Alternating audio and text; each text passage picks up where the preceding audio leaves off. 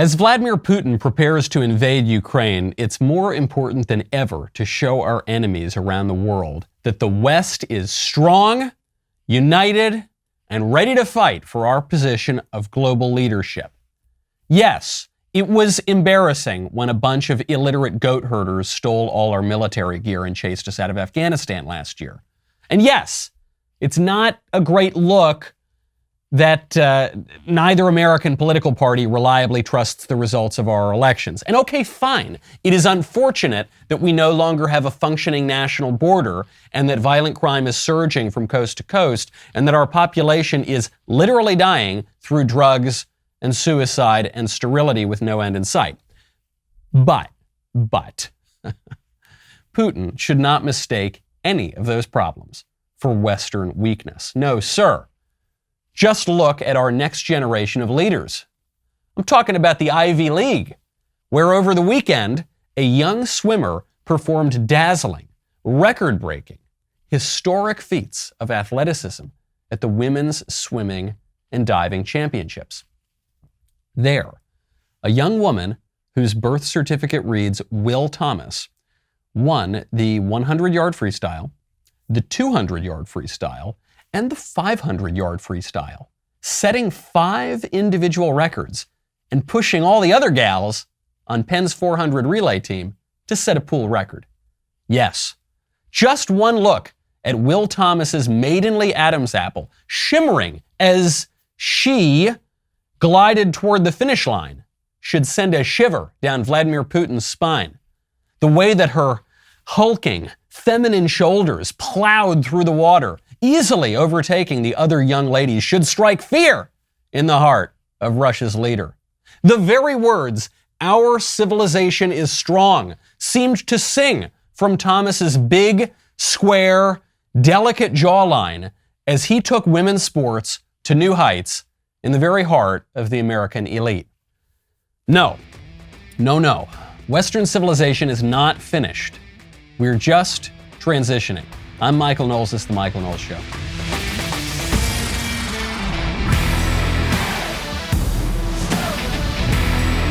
Welcome back to the show. My favorite comment on Friday is from OSU 4MUL8R. He says, "Damn, I wish John Wick were a trucker in Canada right now." This is a good point. Now that Justin Trudeau and the Ottawa government are threatening to kill the truckers' puppies, that seems to have really fizzled the whole trucker protest. If only there were a John Wick there, we might be able to defend freedom, tradition, our way of life. But that doesn't seem to be happening anywhere.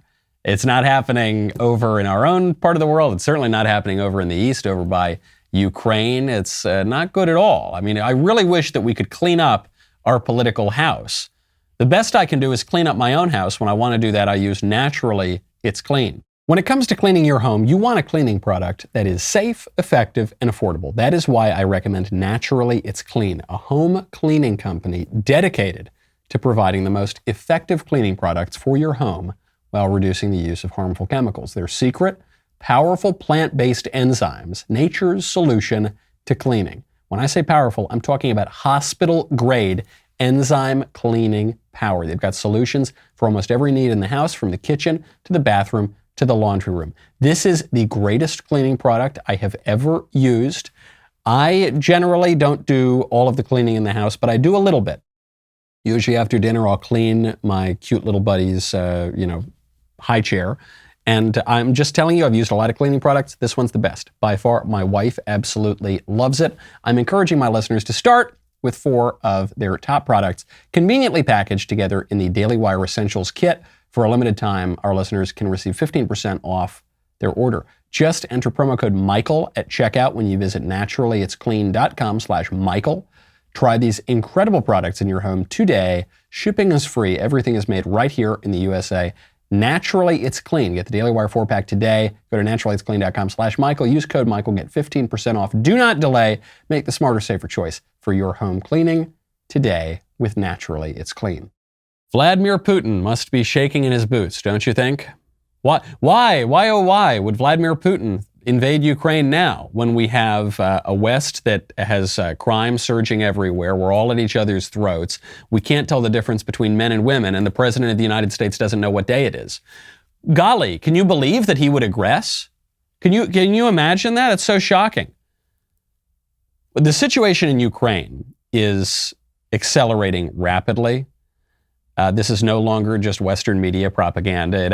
Vladimir Putin actually is taking advantage now. He gave a very important speech. It's one of the most profound speeches, in terms of just a pure political lesson, it's one of the most interesting speeches of this century. He gave that yesterday. He's clearly preparing to take the country. This gives Donald Trump a distinction. This gives Donald Trump the distinction of being the only president among the 4 most recent presidents on whose watch Vladimir Putin did not try to conquer another country. So you had George W. Bush, what happens? Vladimir Putin invades Georgia. And Bush actually, to his credit, repelled it. Then you had Obama. Under Obama's watch, Putin invaded Crimea. Obama did not repel it, so Putin just stayed in Crimea. Then you had Trump, and pretty much everything just stayed the same. And Putin didn't try to go any further. Now you have Biden, and what happens? Vladimir Putin has 150,000 troops on the border. He gave this speech yesterday to give the pretext for war in Ukraine. It looks like he's going to try to, if he's not going to take down the whole country, he's going to certainly take big swaths of the country. Why? Why is Putin doing this? This is a place where the American media, the American regime, certainly the left, and even parts of the right are making a huge mistake. They're not understanding the enemy. When you want to talk about geopolitics, when you want to talk about politics at all, it is very important to understand your enemy, your enemy's motivations, your enemy's plan, your enemy's strategy, the way your enemy views himself. If you don't understand that, if you're just going to say, well, he's crazy, he's just a crazy person, then you are putting yourself at a huge disadvantage. The American left does this to the American right in many ways. They say, oh, you pro-lifers, you're just crazy. You don't have any logical reasons for not wanting to kill a bunch of babies. You're just crazy. You're sexist. You're racist. The reason that you don't want to let all the criminals out of jail, it's because you're racist, right? And that's why the left does not understand the right in America at all. And that's why recently the right has taken a great deal of advantage. Well, the same thing is true here for Russia. What is Russia doing in Ukraine? It's not as simple as, Putin is a madman. He's Hitler 2.0. He just wants to conquer everything. It's not that simple. It's much more complicated. This is why I can't get into the Western rhetoric of, we must defend our great NATO ally, Ukraine. Ukraine's not in NATO, first. It's not a member country of NATO, first of all. Since when has Ukraine been our great ally? Couldn't tell you. Since when does freedom in the West hinge on Ukraine? Never. Ukraine is one of the most conquered countries in the history of the world. It's been an independent nation, sort of, for about 5 minutes. So I'm not saying that we should let Putin roll the tanks in, but on the other side of that, no, I don't think freedom and the Western way of life hinges on the fate of Ukraine. If it did, we would have lost freedom here a long, long time ago. What is this about? Well, in no small part, it's about 2 things. One is aggressive, one is defensive. Vladimir Putin wants to recreate something akin to historical Russia. Whether you call that the Soviet Union, whether you call that the Tsarist Russian Empire, whatever. He wants Russia to be bigger and more powerful than it is today. Vladimir Putin famously said that the dissolution of the Soviet Union in the late 1980s and early 1990s was the greatest geopolitical tragedy, catastrophe of the 20th century. So he wants to make Russia bigger and more powerful. Sure. There's a defensive part here too, though, which is that Vladimir Putin doesn't want the West going all the way up to his borders. Vladimir Putin specifically doesn't want NATO to expand eastward into the traditional Russian sphere of influence. And maybe we in the West want NATO to expanding it bigger and bigger and bigger, but there were plenty of very strong anti-communist, anti-Russia voices who said for decades that this is a really bad idea. I've got an article here from the New York Times. This is from 1997. It's called A Fateful Error. This is written by George Kennan. For those of you who remember your 8th or 9th grade history class, George Kennan wrote the X telegram, the long telegram, in which he called out the Soviet Union, warned of the threats of the Soviet Union. He's the author of the Strategy of Containment, the main strategy of the Cold War. And George Kennan had this to say about what happens to NATO after the dissolution of the Soviet Union. The view is that expanding NATO would be the most fateful error of American policy in the entire post-Cold War era.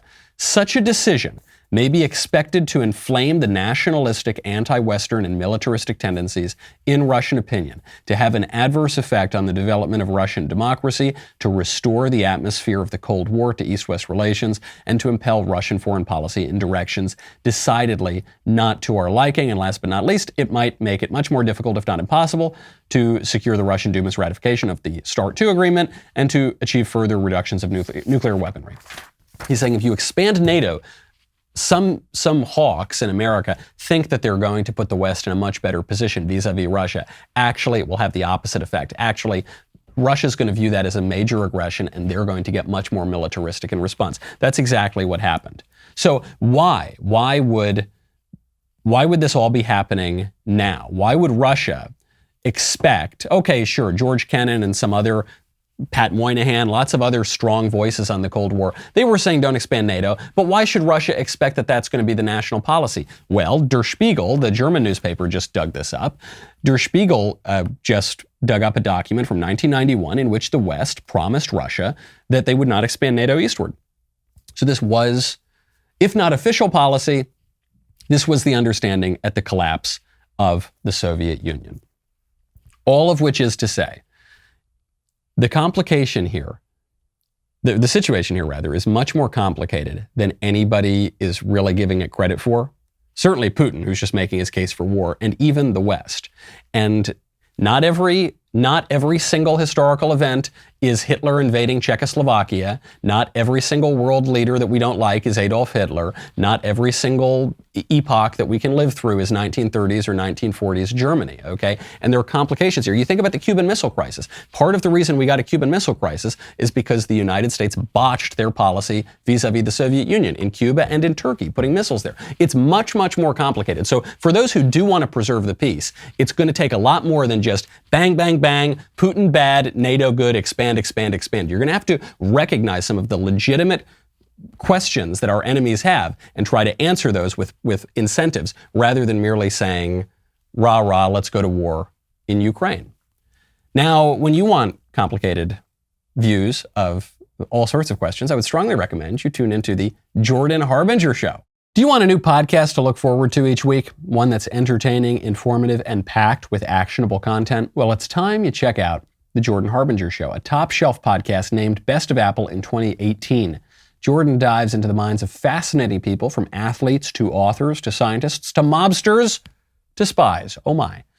Harbinger has an undeniable talent for getting his guests to share never-before-heard stories and thought-provoking insights. Without fail, he pulls out tactical bits of wisdom in each episode, all with the intent to make you a more informed, critical thinker to better operate in today's world. He's got a great segment called Feedback Friday, where Jordan covers advice on everything from psycho family situations to relationships to networking. You cannot go wrong by adding the Jordan Harbinger Show to your rotation. It's super interesting. There's never a dull show. Search for the Jordan Harbinger Show. That's H-A-R-B as in boy, I-N as in Nancy, G-E-R as in really. Go check it out right now on Apple Podcasts, Spotify, or wherever you listen to podcasts. Franklin Graham, the son of the evangelical preacher Billy Graham, got into a lot of trouble. He got into a lot of trouble over this Putin-Russia issue. For one tweet, he said, "Pray for President Putin today. This may sound like a strange request, but we need to pray that God would work in his heart so that war could be avoided at all cost. May God give wisdom to the leaders involved in these talks and negotiations, as well as those advising them." And what do you think happened? It was the same old thing. Same old thing we've heard from the left for 5 years now. The right wing in America, they're Russia files, they're Putin stooges. Can you believe this Christian preacher is telling his congregation to pray for their enemies? Where would he get this crazy idea? He probably got it out of a KGB handbook, or he got it out of the Holy Gospel, right? That's where these people, these people criticizing Franklin Graham and American conservatives and Christians generally are demonstrating that they do not know the first thing, even the most basic thing about Christianity. One of the most basic aspects of Christianity is that we pray for our enemies. We pray for those who persecute us. We get this from the mouth of Christ himself. But our critics, our opponents, our enemies even, they don't get it. I guess this is the theme that I'm seeing when I look at the Ivy League and that hulking dude setting all these new women's records, and I look at the situation in Ukraine right now, and I look at domestic politics in the United States and the battle between the left and the right. My main takeaway is, man, when did we get this dumb? I don't mean it as a perennial throw your hands in the air, these politicians are so stupid. I mean it in a really technical, measurable way. We know much less today than we knew 50, 60 years ago. I know that we all have advanced degrees from all different colleges, and we've all got $200,000 worth of student loans. So on paper, it seems like we're much better educated. We're not. We don't know anything. We are much, much more ignorant, much stupider today than past generations. We don't even know that men and women are different. We don't know that. And if you do have an inkling that that is the case, you're not allowed to say it. That's official policy, certainly from our cultural ministers, in some cases from the government. We don't know anything. We have no idea what Russia's relationship to Ukraine is. We have no idea what Christianity means. I'm saying we broadly as America, and frankly, even as the West. We have no idea the foundation on which we've built our civilization. We just know a lot less. And this puts us in a really bad position, okay? Ignorance is a big political liability. When I read that Putin speech, I thought, man, this is a statesman. I'm not saying he's a good statesman. I'm not saying he's a great guy. He's probably a no good, dirty, rotten KGB fellow. He's done some good things in Russia, by the way. He's supported Christians in Russia, more than you can say, frankly, for the West. He has helped his country. He has secured his borders. He has reversed the decline in birth rates. He's actually done some good things for the Russian people. He still hates the West. There's no question about that. So I'm not saying he's a good guy, but I'm saying he's a very effective statesman. He's a competent statesman. He's not ignorant like our statesmen.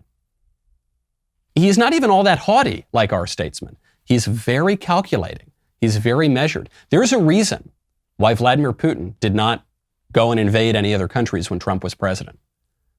It's because he didn't know what Trump would do. And he had an inkling that Trump, especially because Trump had cultivated this unpredictable kind of foreign policy, Vladimir Putin said, maybe I'm not going to do that. With Obama, he knew that Obama was going to let him take the countries. Obama told him, he was caught on a hot mic speaking to Vladimir Putin's number 2, Dmitry Medvedev. He was caught on an open mic at a public conference in which he said, listen, I'm going to have a little bit more flexibility after my next election. 2012 is my last election. I'm going to have a little more flexibility after that. And Dmitry Medvedev, like a cartoon villain at Boris and Natasha out of Rocky and Bullwinkle, he says, I will transmit this information to Vladimir. And what happens? Putin invades Ukraine and there's no problem from the Obama administration. Then nothing from Trump. Then we get to Biden. And it happens again. Putin is a very shrewd guy. He knows his history. This speech that he gave, giving the pretext for war, was just a rundown of Russian history from the Bolshevik Revolution to the present. I'm not sure it was the fairest telling of it, but his critics can't point out any of the flaws because they don't know a damn thing. Ignorance is a major political liability, and ignorance is the theme of the day here in the West. You want to talk about ignorance? Oh my gosh, this is so embarrassing. There's a French communist presidential candidate. He's not doing very well in the polls. He's got something like 4% of the vote. So he's not going to become the president of France. But still, he's a presidential candidate in France. Fabien Roussel, who is campaigning on a platform of abolishing homework. Yes, Mr. Roussel says, Comrade Roussel says, if I become president of the Republic, all homework will be done at school and not at home. On the eve of school holidays, I believe that I am not alone in thinking this would be a good thing. You will be free, the candidate says. You will be able to play sports. You will be able to go to the theater. You can go see your friends. You can see your parents. You will be free when I get rid of your homework. Yeah. it seems radical. It seems crazy. Y'all, leave it to the French. Leave it to the communist French to say this. This is exactly what Nancy Pelosi said about Obamacare 10 years ago, more than 10 years ago now. Remember, she said with the problem with healthcare right now is you need to have a job. But when we decouple healthcare from working, then you don't need to have a job. Then you're free. Then you're free to go become a poet. You're free to be a painter. You don't need to worry about your healthcare. You can just pursue all those things. It's the exact same thing here. As you can go play with your friends. Okay, I've got news for Nancy Pelosi and this French communist politician. Most people are not poets. Most poetry is really, really bad. Most paintings are not good. During COVID, I took up painting. I enjoy it. It's a fun little hobby. I took it up in my little free time. I'm not a good painter. I'm not. I wish I were, but I'm not. Most people should be working. Actually, all of us should be working. We are made to be productive, okay? When we're not, we atrophy and we go crazy. But this is the freedom that the left is promising you. Sometimes the American right simplifies things too much. We say that the difference between the way the left talks about freedom and the way the right talks about freedom is that the right talks about freedom from things. Freedom from coercion, freedom from tyranny, freedom from this, from that. And the left talks about positive freedoms. They talk about freedom to healthcare, freedom to Obama phones, freedom to crack pipes if you're in the Biden administration, right? And that's the big difference. But no, the left talks about negative freedoms too. The left says you've got to be free from work. You've got to be free from having to hold down a job. You've got to be free from your homework, as they say now in France. You got to be free from all of these things, and then you can truly be free. But that's not the way it works. It gets down to this fundamental misunderstanding of freedom that we've been talking about on this show since I came out with my book, Speechless, Controlling Words, Controlling Minds, which became a #1 national bestseller because of all of you buying it, which I appreciate. The issue here is that the left thinks that freedom means just doing whatever you want whenever you want to do it. The left thinks that freedom is kids getting to go play Xbox when they get home instead of having to cultivate their minds and be productive. That's not freedom. The crack pipes from the Biden administration proved this a couple weeks ago. Sitting around smoking crack, sitting around just indulging your own appetites, indulging your basest appetites and not cultivating your higher, more rational will, that's not freedom. Freedom is noble. Freedom requires duty. Freedom requires a correspondence with reality. When a dude pretends that he's a woman and then beats all the chicks on the Penn swim team in the entire Ivy League, that's not freedom. That's delusion. That's the opposite of, that's slavery to fantasy. Freedom is when we accept reality, we live in accordance with reality, and we flourish by cultivating the virtues. We used to know that. This isn't some radical point of view. Everyone agreed on this until about 50 years ago. And then our culture got really, really stupid. Leftist radicals took over the institutions of power. They specifically went after education, and they hollowed it out. They hollowed out the education that you are getting today, whether you're talking about elementary school, high school, university, certainly. The education is not comparable to what people got 50, 60 years ago. You don't know Latin, you don't know Greek, you don't know a damn thing about philosophy. We don't even treat philosophy like it's real anymore, like it's the best way of living, like it's something that can tell you that what's true and false and good and bad. We just treat it as some weird historical fact. Oh, isn't it? This is what the Greeks thought about morality. No one cares what the Greeks thought about morality. I want to know what's true. But instead of that, instead of being given a true, rigorous, philosophical, liberal education, you're being taught that white people are evil because of the color of their skin and that men are actually women. And we're dumb, and it's weakening us, and it's no surprise that our enemies are taking advantage.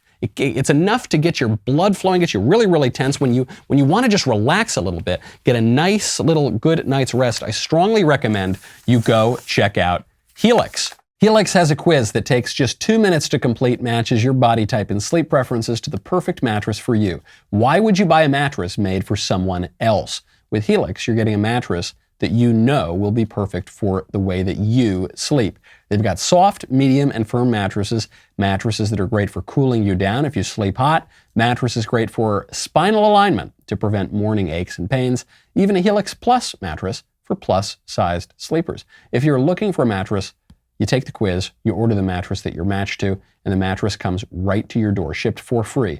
You don't ever need to go to a mattress store again. They've got a 10-year warranty, and you get to try it out for 100 nights risk-free. They will even pick it up for you if you don't love it, but you will. Helix has financing options, flexible payment plans, so a great night's sleep is never far away. I really, really love my Helix mattress.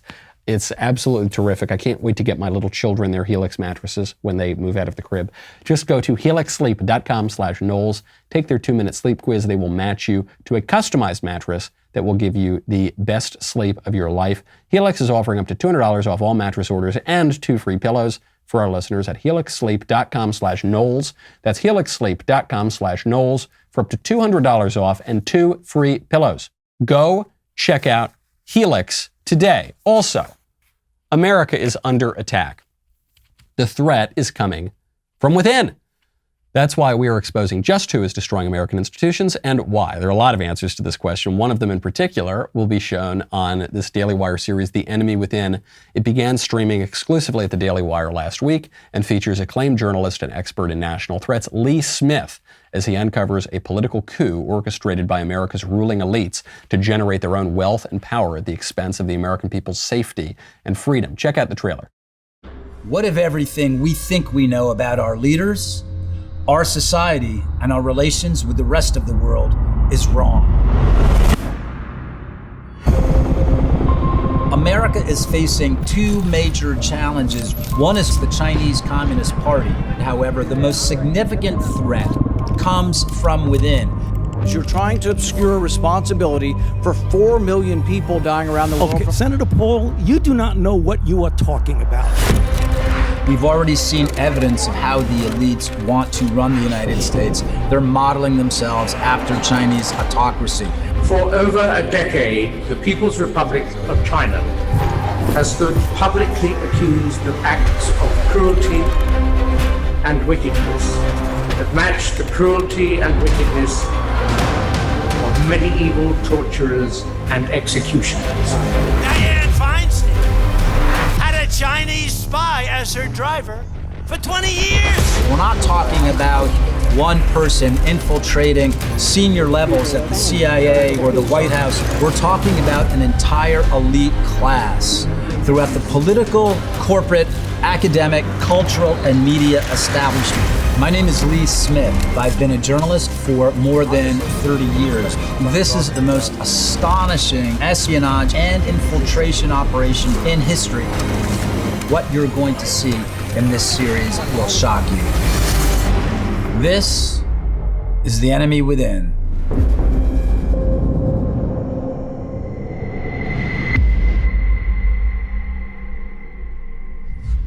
The Enemy Within is streaming now exclusively at the Daily Wire, so if you're not a member, now is the time to change that. Head on over to dailywire.com/subscribe to join us today. Also, the Daily Wire has started publishing our own publishing wing. We've started publishing our own publishing. Can you imagine that? It's called DW Books. We're proud to be publishing 2 books that are actively fighting the left's monopoly on storytelling. The first is 12 Seconds in the Dark by Sergeant Mattingly. The book is the true story of what really happened the night of the Breonna Taylor shooting.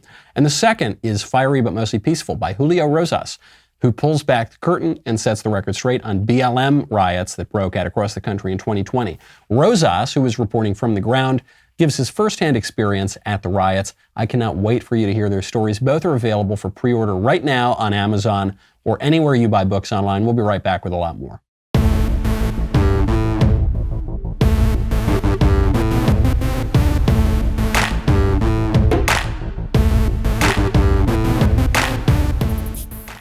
Speaking of our ruling class, speaking of espionage, speaking of corruptions at the highest levels of power in our society, Jeffrey Epstein's pimp, Jean-Luc Brunel, got suicided over the weekend. Yes, he did. He got suicided real good. He couldn't have gotten suicided any better if he had dirt on the Clintons. Oh wait, he did have dirt on the Clintons. I'm not saying the Clintons had anything to do with it. I am told there was a suspicious-looking man in a pantsuit walking around the jail cell where Brunel was being held, but I don't know. Who knows? Actually, we don't know who was around the jail cell because there were no cameras. Whoopsie-daisy.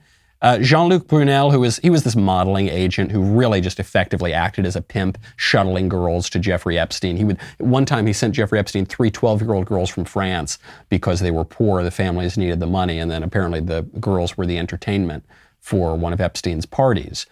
This guy was held in a jail cell because of accusations of rape, because of all these sorts of issues. And he had allegedly attempted suicide multiple times. Okay, so there was a precedent here for maybe he's going to eventually kill himself. But for some reason, he wasn't on suicide watch. That's weird. And they had, guards walking by, doing checks, making sure he was okay. But whoopsie daisy, I guess the guards just weren't there when he killed himself. And for whatever reason, there weren't any cameras outside the cell. And, aw shucks. There goes that. Epstein committed suicide, allegedly. Jean-Luc Brunel committed suicide, allegedly. Ghislaine Maxwell prosecuted, and as part of the prosecution agreement, they're never going to open up that black book to give us all the details on all the very powerful global, specifically Western leaders who were involved in Jeffrey Epstein's organization.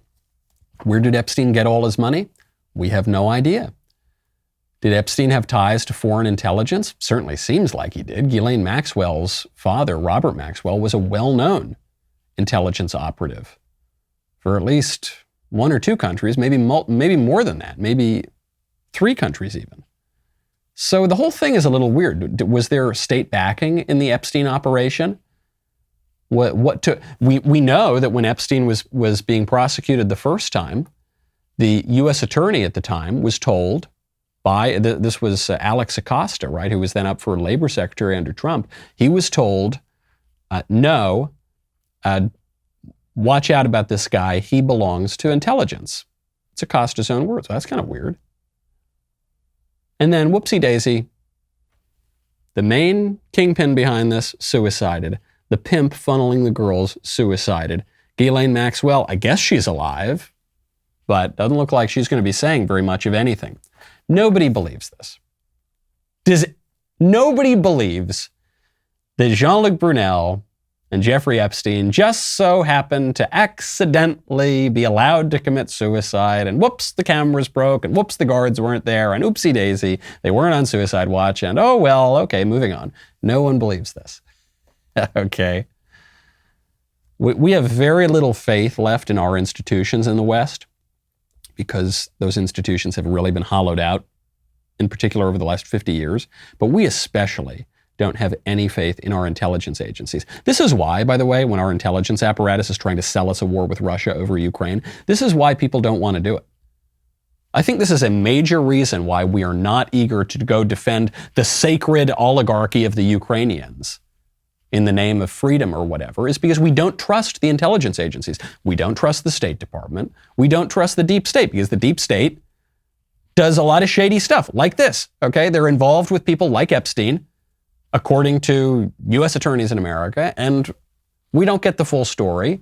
And when we do get the story about what the IC is up to, it seems to be pretty bad stuff, like spying on Donald Trump as a candidate, trying to undermine his presidency based on complete nonsense, colluding with the Democrats, colluding with Russia, actually, ironically. So we don't believe them. Okay, I'll give you an example closer to home on this. The CDC right now has a lot of data on COVID. Of course, they've been collecting data constantly for the past 2 years, more than 2 years. But they're not releasing all of that data. They're only publishing some of the data. They're cherry picking what data they want to publish. The New York Times is reporting this. According to the New York Times, the CDC has been leaving out important data about the effectiveness of boosters in adults under the age of 65. They're only recently beginning to provide certain other data, including wastewater data. Why? Well, in particular, this is according to the Times, the CDC published the first significant data on the effectiveness of boosters in adults younger than 65 2 weeks ago, and it left out the data for 18 to 49-year-olds, the group least likely to benefit from extra shots, because the first 2 doses already left them well protected, or because the additional shots don't matter and the younger people are much less likely to face serious complications from COVID. Why are they leaving this out? It doesn't take a genius. You don't need a whole lot of brain cells to rub together to know why they're leaving this out, because it doesn't work for their narrative. Kristen Nordland, who's a spokesman for the CDC, said the agency has been slow to release these data, quote, because basically at the end of the day, it's not yet ready for prime time. She said the agency's priority when gathering any data is to ensure that it's accurate and actionable, and they don't want the information to be misinterpreted. Meaning they don't want the information to undercut their narrative. Information is power. That is always true, but it is especially true today because we live in the information age. Since the dawn of modern computing, certainly since the dawn of the internet, information, data is power. This is why the federal government collects all the data on all of us, not just on foreign powers, but on all of us. They've got it all to entrench their power. This is why private businesses are just trying to constantly scoop up data. This is why you have so many free services, apparently free services right now on the internet. They're not really free. You're paying with your data because data are power. Information is power. Ignorance is weakness. And this is bad news for us. This is really bad news for us. Because even when we possess data, we don't really know what to do with them in the West anymore. On this show, first, I hate to say I told you so, but second, that for a long time I have said that conservatives should be wary of statistics. The left loves to talk about statistics. They just rattle off their statistics all day long. I say, no, we can cite the statistics if they help our argument, but the statistics are kind of silly. Everyone's got their own statistics. There are lies, damned lies, and statistics. Statistics are the means of power, of maintaining power for the modern administrative state. Okay, that's how it works. The whole point of statistics is they were developed in the 19th century, specifically at German universities. The word statistic refers to statist, right? It refers to state power. And it was to power these modern bureaucracies that then were imported to America, specifically during the presidency of Woodrow Wilson. They really get built during Franklin Roosevelt. Now that's how we operate. So it's the statistics, those data, that's the way that the state operates and maintains its power. And when the bad data come in that don't support their narrative, what do? They ignore them and they don't publish them, and they only use the data that are helpful to them to maintain their power. Think about what Vladimir Putin did. He didn't do this in the modern statistical, technocratic, bean counting way. But when he was giving that speech about why he wants to invade Ukraine, the speech was basically just a history lesson. The speech was just this happened, then this happened, then this happened. It was just information, historical information, to build his case as to why he's got to invade. And it was very effective, particularly because his opponents have no way to counter. Even the sort of bogus claims that he made, they don't really have to count. They don't have a lot to counter it because we in the West don't know much about history or anything else anymore because we're spending all of our time in school learning about diversity, equity, inclusion, and a bunch of other nonsense. It's worked. This thing has worked, okay? The way that the state is maintaining power right now by just inundating us with data, but only specific data, only to defend a specific narrative, it has worked. Look no further than Joy Behar. Joy Behar is one of the more eccentric, cackling hens on The View. Joy Behar, a very liberal woman, and she has said now, look, even as the public health authorities are beginning to let up on the mask mandates, I still want to wear mine because I'm just nervous. I'm just afraid. Personally, I listen to the little voice in my head that doesn't really follow 100% what they tell me because they keep changing it. Yep. Right. So, very short time ago, they were saying put the N95 masks on and now they make sure it's on. And now they're saying you don't have to wear them anymore. Yeah. So if I go on the subway, if I go in a bus, if I go into the theater, if I go into where else would I go? A crowded spot. A crowded place. I would wear a mask, and I might do that indefinitely. Because why do I need a flu or a cold even? Right. That's true. And so I'm listening to myself right now. I don't think it's 100% safe yet. I don't think it's 100% safe yet. Now, what people are going to point out is that about 3 seconds after Joy Behar made these comments, Joy Behar was photographed at a restaurant not wearing a mask. And according to some reports, she wasn't even wearing the mask when she walked into the restaurant. Because, from the hostess stand to the table, that's when you can catch COVID. But then at the table, you can't catch COVID. And so people are pointing to this and they're saying, Joy Behar, you hypocrite. You don't need to get pictures of the restaurant. Just look at pictures of The View. All these women are sitting together and they're not wearing masks. You don't need to go, oh wow, we caught you not wearing, no, we're watching you not wear a mask on television. You're all sitting next to each other. It is a relatively crowded place, right? You got 5 women who don't live together, who interact with lots and lots of people all the time, who are in very close space, and you're not wearing a mask. So what is it? Are you a hypocrite? Maybe, but I'm not convinced it's even hypocrisy. I have friends and family members like Joy Behar, seriously, who are, they're New Yorkers, first of all. They are very liberal. They are a little bit neurotic, and they go along with what the government tells them to do. And they're, did I mention they're neurotic? Yeah, they're a little bit neurotic. And so even when the government says you can loosen up a little bit, they're very nervous about their health. Now, of course, it doesn't make any sense that, okay, you're gonna wear the mask that we're already told is by Leanna Wen on CNN is nothing more than a facial decoration. You're gonna wear that when you're on a subway platform, but not when you're in a restaurant, and that's gonna stop, or not when you're on a TV set for that matter, and that's gonna stop you from getting COVID. We know that that's not rational, but these people are not behaving in a rational way. Okay, we are assuming that these are rational actors here, and that is not always the case. The effect of the government constantly changing its story on COVID. Don't wear the masks. Do wear the masks. Don't wear the masks. The vaccines are not going to come out for a year and a half. Actually, the vaccines are going to come out in 3 months. The vaccines are 100% safe and effective. There are no side effects, and it's going to stop you from contracting or transmitting coronavirus. Actually, whoopsie daisy, that isn't true. None of that's true. But it's still, that's why you need to get the 4th and the 5th shot, but you should still get the first shot if you haven't gotten the first shot, because it's so effective, but it's not quite effective, and blah, blah, blah. And your head is spinning by the end of it. And that's kind of the point. This is, you want to talk about brilliant politicians. Forget about Vladimir Putin for a second. Look at Dr. Fauci. Dr. Fauci is such an adept politician in no small part because you can never prove him wrong. And you can never prove him wrong because he's held both sides of every single issue. He's held both sides, just during COVID, he's held both sides of the masks, pro-mask, anti-mask, lockdowns. Lockdowns are terrible, unimaginable. Lockdowns are actually great. We need more lockdowns. The vaccines, the continued mitigation measures, the on and on and on and on and on. So you can't prove him wrong.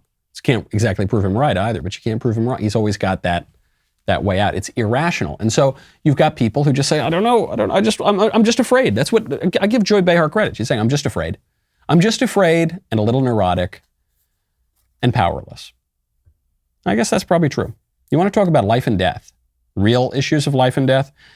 Horrible story over the weekend. A 38-year-old mother of 4 was driving Uber to make some extra money. And a man gets in her, she was 38 years old.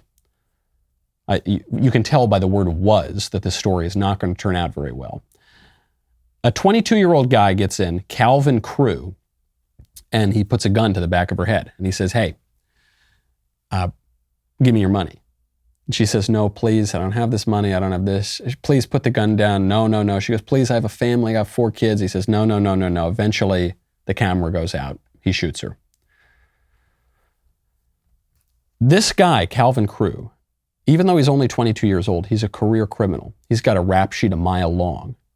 He's been in and out of the system since he was a young teenager.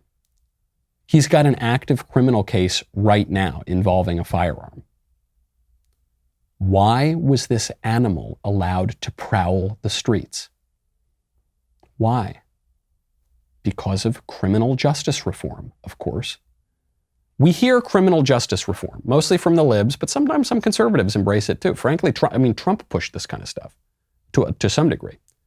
And we hear, oh, this is good. This is going to let, people who are getting life sentences for smoking 1 puff of a joint one time. It's going to, these more frivolous prosecutions. That's not how it works. Criminal justice reform in practice is letting these monsters, these animals out on the street to run roughshod, to terrorize innocent people, to destroy law and order. And we can't do it. We think that justice in America today is letting all the criminals out of the prisons, abolishing prisons, as some very prominent Democrats, elected Democrats, have been talking about. Is it any wonder? Is it any wonder that our enemies are taking advantage? We got more hits. The hits just keep on coming out of the criminal justice reform movement. 4 people were stabbed on a New York City subway platform or on a New York City subway train on Saturday within 18 hours. Within 18 hours, among, New York's not a very big city. 4 people stabbed within 18 hours. This, as Mayor Eric Adams is going to get tougher on crime. Yeah, okay. What happened? 3 suspects stabbed a 46-year-old homeless man 7 times after attempting to rob him. On the 3 train at Livonia and Van Siclen Avenue in Brooklyn, a man punched a 20-year-old woman in the back, and then when she objected to getting punched in the back, he slashed her 3 times in the stomach. 2 teens slashed a 24-year-old man standing in the mezzanine because I guess the robbery didn't go right. He didn't just immediately give them everything they wanted.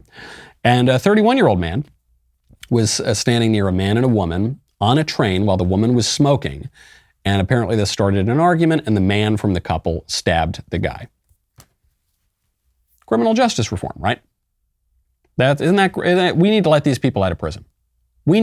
Our problem, you know what our problem is in America? Over-incarceration. That's what I say. How can you believe? You have to be so miseducated. You have to be so completely deluded. You've got to be so high, not on the Haitian oregano, but on ideology, that you believe that a man is really a woman, that you believe that there's white supremacy. Just wait for the white supremacy. We got a great white supremacy story coming up. White supremacy running roughshod over America. And you believe that our biggest problem in the criminal justice system is over-incarceration. We have a severe under-incarceration problem. We don't deal with crime and justice anymore. We have a lot of problems. And it's not even just the basic political problems. Oh, the border doesn't work. Oh, we've got this economic issue. Oh, it's a philosophical problem. We don't know what justice is. We think that justice is letting criminals out of prison. Is it any wonder that our enemies are aggressing? I promised you I'd get to the white supremacy story. We got another big white supremacy example here. Ton of white supremacy going on. Last week, the Sacramento Bee reported that the Sacramento City Unified School District was investigating racist graffiti that was written over a water fountain at C.K. McClatchy High School. And the graffiti was apparently a throwback to segregation. It's a colored water fountain here and whites only water fountain here. Isn't that terrible? These white supremacists, these Klansmen running loose in California. The superintendent, without investigating a single aspect of this story, immediately gave a statement. He said, "I am both angry and heartsick that racist graffiti was discovered on the C.K. McClatchy campus today. We take this incident very seriously. Racism and racist language will not be tolerated in our schools." One father, a black father in the district, said, "There's something about our culture in the Sacramento City School District that has to be addressed. The inequities, the performance of black kids, the racism, it must stop," right? The implication here, this is all white supremacy, white anti-black racism. Only problem for the narrative is there were video cameras. You know where this is going. You knew where this was going before I even gave you the details of the story. Just you knew right from the headline. What happened? A black student did the graffiti. It was a hoax. It's not. How did I know that this was a hoax the minute I saw the headline? The way I knew this was a hoax is that white supremacy is an illusion. It's not real. Lump it away with the Easter Bunny and the Tooth Fairy. Don't forget about that okay? It's not, you would have to be so deluded that you believe that over-incarceration is a problem, that you believe that men are women, that you would have to be so steeped from, I don't know, kindergarten to 12th grade. I'm sorry, from preschool to the end of college. I'm sorry, till the end of graduate school, till that you would have to be so steeped in this leftist ideology, as America is, that your grasp on reality would have to be tenuous, if existent at all, to believe that the Ku Klux Klan is running America, that the Ku Klux Klan is running California. Give me a break. But this is what a lot of people believe. There was some years ago, there was a Russian dissident who pointed out, yes, it looks like America's winning the Cold War, but the Soviets are going to win it in the end. And the reason the Soviets are going to win it in the end is because they have exported their ideology.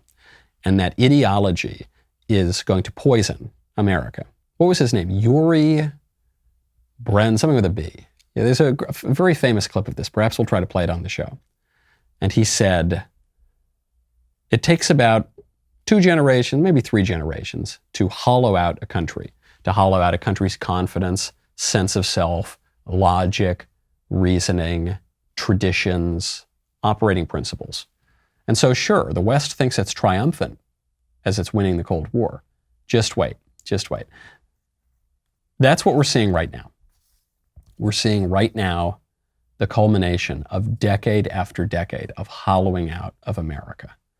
Not just our freedom, sure, our freedom, that's kind of a symptom of that, but our conviction, our national unity, our sense that we're really a nation at all, like a nation that has borders, that has a reason to exist. All we talk about now is how awful it is that America exists in the first place. We should never have come. Those poor Indians, the poor other settlers, that everyone has a right to a country except for America. Oh, it's terrible. This is native land. We don't deserve this. We're colonizers. We're this. Our past was terrible. We need to apologize for everything. We need to abolish our nationhood. And most importantly, our bare knowledge of really basic things, philosophical things, historical facts. We're in it, and by the way, we're so proud of ourselves the whole time. We're saying we're the smartest generation ever. We know more. We're wonderfully educated. We're so brilliant. We're so enlightened. We're so bright. We are not. We are living every day more and more so in the darkness of ignorance. And our enemies around the world are not. Okay, some of them have not fallen for the same poisons that we have. Okay. That is playing out in real time in Ukraine. And so sure, we can send some troops, we can try to defend Ukraine. The problem runs much, much deeper than that. Take a lesson from Putin. Take a lesson from your enemies before it's too late. I'm Michael Knowles. This is The Michael Knowles Show. See you tomorrow.